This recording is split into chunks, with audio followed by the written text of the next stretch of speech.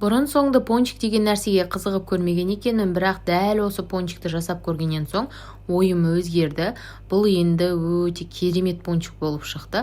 Сіздермен де рецептісін бөліскім келіп кетті. Ол үшін описаниеде жазылған ингредиенттердің барлығын біріктіріп, қамыр илейтін боламыз. Қамырды 1,5-2 сағатқа жылы жерге қойып қоятын боламыз. Ол көтерілу керек. Ашып көтерілгеннен соң қамырды жаямыз. Бауырсақтың қамырындай етіп жайып аламыз.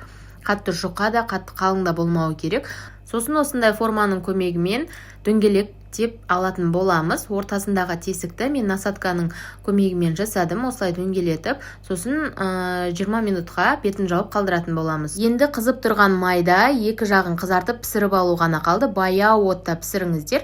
Екі жағын қызарта отырып пісіріп шығасыздар. Суып болғаннан соң шоколадқа аунатып, қалауыңызша әсемдесеңіздер болады. Бұл деген енді өте дәмді, балаларыңыз сүйсініп жейтін пончиктердің бірі болады.